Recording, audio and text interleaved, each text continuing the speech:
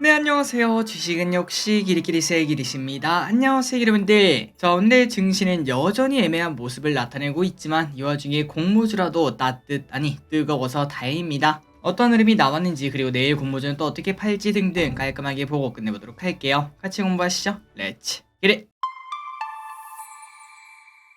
풀어보도록 하겠습니다. 우진엔텍 따따블에 성공합니다. 원전에 관련된 기업인 우진엔텍이 따따블에 깔끔하게 도착하는 모습을 보여줬습니다. 처음에 왔다 갔다 하면서 올라가는 것도 아니고 그냥 깔끔하게 점 따따블에 도착하는 걸 확인할 수 있었죠. 저 기릿은 빵주고 히릿은 한 주라서 조금 배 아픈 하루가 되긴 했지만 그래도 기르분들 진심으로 축하드립니다. 내일 상장하는 HB 인베스트먼트 이 친구도 그렇다면 따따블 가능성 보면 높겠죠. 지난번에 우리가 공부했다시피 상장 초반 딱 30분입니다. 30분 안에 따따블 간다면은 그 다음날까지 들고 가고 만약에 따따블에 성공하지 못하거나 도착했다가 다시 미끄러지면은 그때는 과감하게 매도를 하는 게 좋다고 생각합니다. 좋은 결과 있기를 바라고요. 그리고 개인적으로 우진한테 만약에 들고 있었다면은 일단 따따블에 성공했으니까 팔 이유는 없었겠죠. 그리고 이제 중요한 건 내일인데 저 기릿은 빵주라서 팔지 못하지만 히릿 같은 경우에는 당연히 내일 시초가에 매도할 예정이라는 거 기름들 알고 있을 거라고 생각합니다. 그리고 우진한테 이 친구는 수요예측이 대박이었었습니다. 1200대 1의 경쟁률에 시가총액도 매우 낮아서 따따블이 거의 확정적이었다고 말할 수 있는데 이렇게 또 좋은 결과를 나타냈고 그리고 오늘 상장한 스펙도 매우 좋은 모습을 나타냈죠.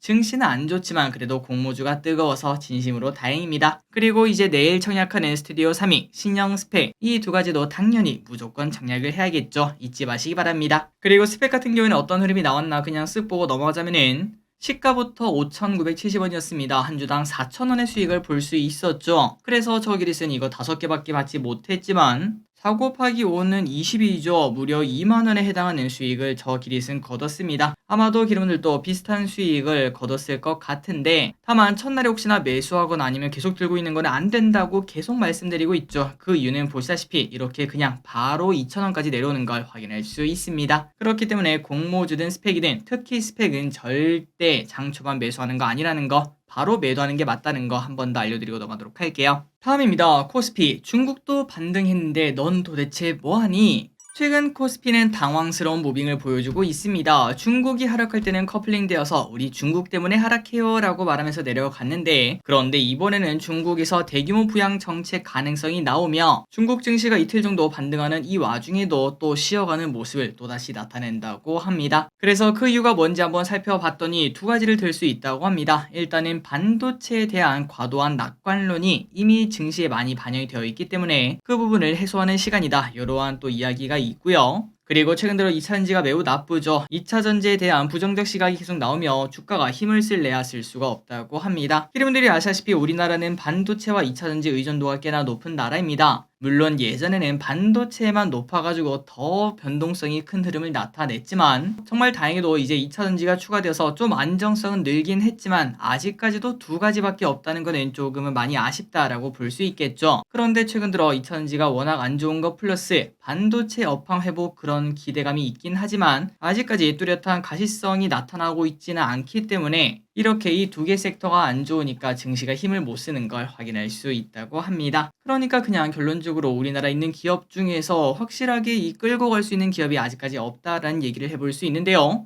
진짜 답답하고 힘든 시간이 이어지고 있는데 하지만 이 고통이 그렇게 길진 않겠죠. 진짜로 길지 않고 이번 주 내로 아니다 1월 많이 봐줬습니다. 1월 내로만 이 하락이 끝나고 2월부터는 다시 뜨거운 증시가 되길 진심으로 바랍니다.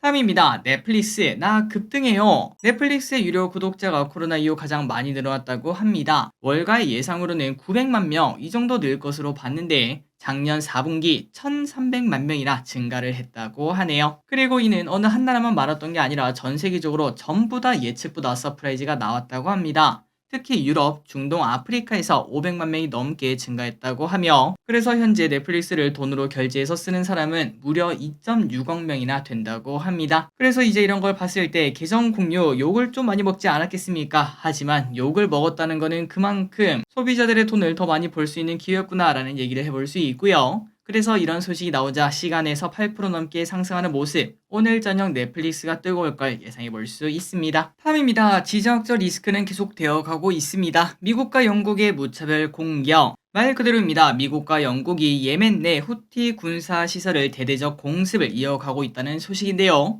지금까지 총 8번의 공격을 했는데 이번에 한 공격이 역대 두 번째로 큰 공습이었다고 합니다. 또한 전 세계 여러 나라는 공동 성명을 발표하며 후티를 압박하는 모습을 보여주고 있는 와중에 다만 후티는 여전히 보복하겠다 이러한 이야기를 하고 있어서 지정학적 리스크, 그 다음에 해운주 이러한 상승 가도는 충분히 계속 이어질 가능성이 생겨나고 있다고 합니다. 안 그래도 최근 들어 해운주가 조금 쉬어가는 모습을 나타내고 있죠. 만약 이 와중에 증시가 갑자기 또 하락하는 모습을 나타낸다면 해운주도 다시 봐야겠네요. 다음입니다. 지구 종말 시계. 지구 종말 시계라는 거 들어보셨나요? 핵전쟁 위기를 경고하기 위해 맨해튼 계획의 주요 과학자들이 만든 거라고 합니다. 국제적인 긴장감, 핵 발달 상황 등 이런 것들을 나타내는 것으로 자정이 되면 핵전쟁 발발을 의미하는데, 그렇다면 올해 지구 종말 시계는 어떤 위치인가 봤더니 작년과 비슷한 수준으로 자정에 가깝게 설정이 되었다고 합니다. 러시아와 우크라이나 전쟁 같은 경우에는 뭐 계속되고 있고, 갑자기 또 이 와중에 러시아가 핵무기를 뭐 사용한다거나 그런 얘기가 또 나올 수도 있기 때문이죠. 게다가 이스라엘의 하마스의 전쟁도 우려를 더하고 있다고 하네요. 참고로 시기는 2020년 이란 북한의 핵 프로그램을 이유로 100초 전까지 이동한 바 있고, 작년에는 90초 전까지 앞당겨졌는데 이렇게 계속 조금씩 지구 종말이 가까워지고 있다, 이렇게 표현하고 있다고 합니다. 다음입니다. SK하이닉스 내일 실적 발표 있어요. 우리의 기대주 SK하이닉스의 실적 발표가 바로 내일입니다. 일단 긍정적인 예상으로는 흑자 전환 성공을 점치고 있는데요. 하지만 뚜껑은 까봐야 알 수 있겠죠. 현재 네이버 증권의 예상으로는 평균 마이너스 500억 적자를 예상하고 있는데 서프라이즈를 내면서 흑자 전환에 성공하는 모습을 보여줄지 기대가 크다고 합니다. 그리고 실적보다 더 중요한 거는 미래에 대한 전망이겠죠. 앞으로 생산량을 어떤 식으로 정하는가에 따라서 주가 흐름이 갈릴 수 있다고 하는데, 어느 정도 증산을 하는지, 그 다음에 혹은 뭐 감산 기조를 이어나간다든지 그런 얘기가 매우 중요하다는 의미가 됩니다. 참고로 최근 들어 반도체 업계들이 모두 증산에 나서는 모습을 나타내고 있어서 하이닉스도 나도 증산에 나서겠다 이렇게 얘기하면은 오히려 반도체 가격 하락 가능성이 생겨서 주가에는 나쁠 수도 있다고 합니다. 어쨌든 내일 이제 실적 발표가 있어서 그러한 기대감 때문인지 하이닉스 오늘 저점 치고 아래 꼬리 달고 양봉 띄우고 마무리가 되는 모습인데요. 우리나라 기업들도 미국처럼 서프라이즈 내면서 쭉쭉쭉쭉 뭐 하루에 막 7% 8% 올라가는 그런 모습이 나타났으면 좋겠습니다. 다음입니다. 애플카 2028년으로 연기됩니다. 애플이 한창 개발하고 있다는 썰이 있는 애플카, 블룸버그에 따르면 출시 시점을 2028년으로 연기, 그리고 자율주행 기능 레벨도 하향시켰다는 이야기가 나왔습니다. 원래는 애플가 딱 꺼냈을 때 우리는 레벨 5까지 됩니다, 이렇게 말하려고 욕심을 좀 내긴 했으나 하지만 쉽지 않다는 거겠죠. 그래서 지금 계획은 원래 2026년 출시였는데 2028년으로 2년 미루고, 자율주행 같은 경우도 레벨 2 플러스를 먼저 출시하고 이후 업그레이드를 통해 레벨 4까지 노려보겠다, 이러한 전략으로 수정이 되었다고 합니다. 그래서 이제 이런 걸 봤을 때 자율주행의 길이 꽤나 멀구나 라는 걸 한 번 더 느낄 수 있는데, 그만큼 테슬라의 또 경쟁력이 높아지는 계기가 될 수도 있겠죠. 어쨌든 자율주행 관련주도 분명 언젠가는 텐배가 한번 쏠 겁니다. 그 시점이 언제일지 계속 공부하면서 기대분들이랑 공유해보도록 하겠습니다. 다음입니다. 뉴발키즈 중국 역직구. 이랜드가 알리바바 산하 물류 기업과 손잡고 이랜드의 국내 패션 브랜드 키리키리와 뉴발란스 키즈를 중국의 역직구를 시작했다고 합니다. 참고로 뉴발란스 키즈는 작년에 중국에 처음 매장을 진출해 연매출 900억을 올렸다고 하는데요. 그런데 지금 현재 중국에서 선풍적인 인기를 끌고 있어 올해는 2천억을 넘어설 것, 이러한 전망이 나오는 만큼 인기를 끌고 있다고 합니다. 그렇다면 중국 사람들이 갑자기 특히 어린아이들을 위한 뉴발란스 키즈를 좋아하는 이유가 뭔가 봤더니 높아진 패션 눈높이, K 콘텐츠에 대한 수요, 그리고 중국 아동복 시장의 성장 등이 있다고 합니다. 그래서 만약에 이랜드의 역직구 모델이 성공적으로 자리 잡으면은 앞으로 K 아동복 브랜드의 중국 진출이 보다 용이해지지 않겠니? 그러한 기대감까지 나오고 있는 상황이라고 하네요. 다음입니다. 그런데 의류주는 최근 들어 너무나 안 좋은 시간을 보내고 있습니다. 대표적인 의류주인 영원무역, 그 다음에 F&F 같은 경우는 올해 들어서만 10%가 넘는 하락을 나타내고 있죠. 그렇다면 그 이유가 뭔가? 다 실적 때문에 그렇다고 합니다. FN 가이드에 따르면 영원무역의 4분기 매출액은 전년 동기 대비 14%나 감소할 것으로 보인다고 하며 영업이익도 무려 30%나 대폭 감소할 것으로 추정된다고 하네요. 그리고 F&F도 마찬가지라고 합니다. 최근 국내 의류 수요가 부진한 모습이었고 위안화 약세로 중국 매출도 예상에 미치지 못하며 4분기 실적과 매출액 모두 어닝을 하회할 것, 이러한 전망이 나온다고 합니다. 그리고 혹시나 여기 대해서 헷갈리실까봐 살짝 설명을 드리면은 위안화 약세랑 중국 매출이 떨어지는 거랑 도대체 뭔 상관인가 봤더니 위안화가 약하다는 거는 한국 돈보다 위안화 가격이 조금 더 낮다라고 생각해 보시면 될 것 같습니다. 그 말인즉슨 우리가 위안화를 살 때 싸다는 걸까요? 비싸다는 걸까요? 맞습니다. 더 싸졌다는 의미가 되고 반대로 위안화로 한국 돈을 살 때는 비싸진다는 의미가 될 것 같습니다. 그리고 그 말인즉슨 우리나라 국내 의류, 그러니까 5만 원짜리를 이제 중국에다 팔지 않겠습니까? 중국에 팔 때 예전에는 이제 위안화가 강세였다 보니까 상대적으로 싼 가격에 우리나라 옷을 살 수 있었는데 뭐 예를 들어 180 위안 이렇게 하겠습니다. 하지만 지금은 상황이 바뀌어서 똑같은 5만 원짜리를 수출했지만 그 친구들은 위안화가 약세가 되어서 이제는 180이 아니라 200을 내라, 요렇게 말을 한다는 거겠죠. 그렇다면 당연히 매출이 올라갈까요? 떨어질까요? 당연히 중국 사람들은 기피할 수밖에 없을 듯 합니다. 어쨌든 이러한 이유 때문에 의류주의 주가 흐름이 매우 안 좋은 떨어지는 칼날인 걸 볼 수 있는데 이에 증권가들은 관련 목표가를 줄줄이 하향하는 모습을 나타낸다고 합니다. 다만 언젠가는 또 바닥치겠죠. 이런 것들도 관심 있게 우리가 계속 공부해야겠네요. 다음입니다. 홍콩 ETN 조기 청산. 홍콩 증시의 급락으로 ELS를 넘어 ETN까지 청산되는 사례가 나오고 있어 투자에 유의를 해야 된다고 합니다. 그 친구는 바로 삼성 레버리지 항생테크 ETN. 이 친구는 원래 올해 7월에 만기될 예정이었는데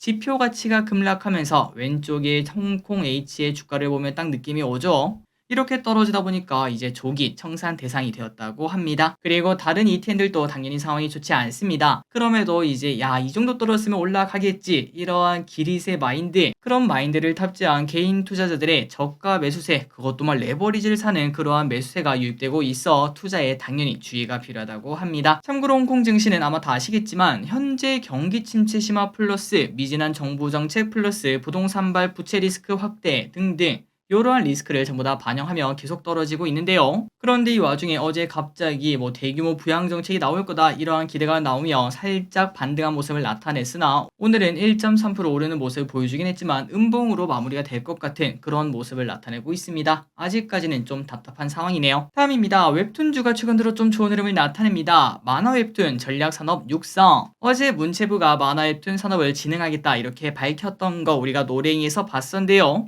27년까지 산업 규모를 4조 원, 수출 규모는 2.5억 달러까지 성장시키겠다고 밝혔으며 절대 늦지 않게 속도감 있게 추진해 현장에서 변화를 체감할 수 있도록 하겠다, 이러한 강력한 의지까지 덧붙여 관심을 받았습니다. 그래서 이런 얘기가 나오자 오늘 웹툰주들은 어제 이어 오늘도 빨간불을 켰습니다. 미스터블루는 상한가, 조이시티, 핑거스토리, 탑코미디어, 기다리 스튜디오, DNC 미디어 등 전반적인 웹툰 관련주들이 전부 다 급등하는 모습을 나타냈습니다. 다음입니다. 키리분들 최근 찜질방 가보신 적 있으신가요? 초길이 아마 최근 3년간은 코로나 터지고 난 다음에는 안 가봤던 것 같은데 그런데 최근 들어 물가가 미쳤다고 합니다. 작년 찜질방 이용료 소비자 물가지수는 119.81로 전년비 11%나 급등하는 모습입니다. 이렇게 상승률이 10%를 넘긴 것은 처음 있는 일이라고 하는데 또한 찜질방뿐만 아니라 목욕탕 이용료도 12%나 올랐다는 소식. 이렇게 오른 것은 외환위기 시기였던 98년도 이후 가장 높은 수치라고 하네요. 그렇다면 이렇게 높아진 이유가 뭘까요? 맞습니다. 러시아 우크라이나 전쟁 등으로 전기요금과 가스요금이 급등한 것이 주 요인이라고 하는데 참고로 찜질방이나 목욕탕 같은 경우는 매출의 50%가 전부 다 연료비로 나갈 정도로 의존도가 매우 높기 때문에 가격 인상이 나타날 수밖에 없었다고 합니다. 갑자기 이거 보니까 그래도 오랜만에 목욕탕 한번 가보고 싶더라고요. 나중에 시간 내서 한번 가봐야겠습니다. 다음입니다. 1초에 53개씩 팔렸다. 신라면이 작년 사상 최대 매출을 내는데 성공했습니다. 1.2조 원의 매출을 달성하며 2년 연속 연간 매출 1조를 넘어섰다고 하는데요. 팔린 라면 수는 총 16억 6천만 개로 이를 단순 환산하면은 전 세계에서 1초당 53개씩 팔렸다는 소리가 됩니다. 진짜 대박. 지금 이거 듣는 그 순간에도 어떤 사람들은 53개씩 집어간다는 소리가 되겠죠. 그래서 이렇게 잘 나간 이유가 뭔가? 바로 해외에서도 그만큼 관심을 받았기 때문인데요. 미국 법인은 전년비 19%나 성장했고 일본, 호주, 베트남 법인도 매출이 크게 증가했으며 전체 매출에서 해외 매출 비중이 60%에 달할 정도라고 합니다. 그래서 이런 상황이다 보니까 라면이 정말 잘 팔렸다고 하는데 왼쪽에 보다시피 주가는 매우 신통치 않은 모습을 나타내고 있죠. 하지만 우리는 이미 작년부터 이렇게 될 거를 어느 정도 예측을 했었습니다. 보통 음식료 관련주는 언제 오른다고요? 맞습니다. 인플레 시기 때 음식료 기업들의 실적이 나빠질 때 그때 오히려 주가가 올라갑니다. 그 이유는 원재료 가격이 올라가면서 일시적인 실적 악화는 따라올 수밖에 없지만 그 다음에 분명 제품 가격 인상이 따라오기 때문에 그 부분을 기대하면서 이렇게 주가가 올라간다는 거. 그리고 그 다음에 제품 가격 인상 작년에 다 있었죠. 그 다음에는 당연히 실적도 좋아지는 걸 확인할 수 있겠지만 하지만 그때부터는 뉴스에 팔아라. 이제는 그 기대감이 사라지며 주가가 빠진다는 거 우리가 이미 다 공부를 했었습니다. 그렇기 때문에 지금 떨어지는 칼날인 이 친구들 당분간은 건들면 안 되겠죠.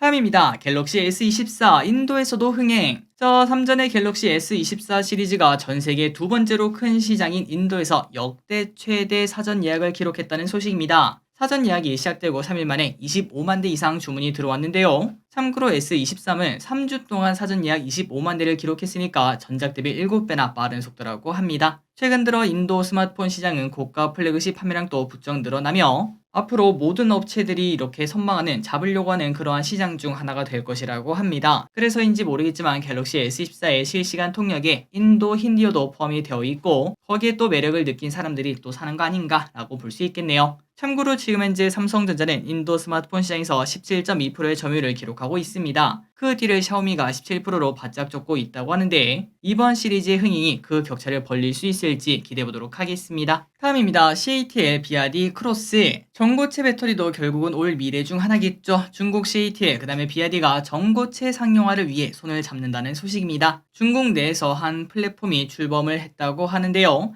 여기에 CATL과 BYD 등이 참여하는 모습이 나타났다고 하네요. 그리고 거기서 나온 이야기가 뭔가 지금 AI 기술 발전으로 기술 개발 속도가 더 빨라질 것으로 본다고 합니다. 그렇기 때문에 아마도 전고체도 2030쯤에는 상용화가 가능하지 않겠나 이러한 예상을 꺼냈다고 하니까 먼 미래긴 하지만 언젠가 당연히 오는 미래겠죠. 템베거 또 준비하면서 공부하도록 하겠습니다. 다음입니다. UBS 앞으로 23% 폭락한다. UBS가 증시 폭락 가능성을 경고했다고 합니다. 그 근거는 우리가 이미 다 알고 있는 얘기죠. 경기 침체, 인플레, 지정학적 리스크 이 세 가지로 하며 그 세 가지의 각각 강도에 따라 최대 23%나 급락할 수 있다고 합니다. 그런데 우리가 이미 다 알고 있는 악재들이죠. 분명 가능성은 있다고 생각하지만 사실 지금 떨어지면 너무 억울하긴 합니다. 미국 S&P 500을 신고가까지 내고 있어서 억울하진 않겠지만 우리는 지금 여기서 또한 10% 20% 떨어지면 너무 억울하겠죠. 우리도 악재가 오던 안 오던 그 전에 주가가 좀 올라서 먹을 만큼 먹고 다시 떨어졌으면 진심으로 좋겠습니다. 마지막입니다. 설 물가 역대 최대치. 당연하다고 볼 수 있습니다. 올해 설이 다가오고 있는데 차례상 비용이 역대 최고치를 갈아치웠다는 소식입니다.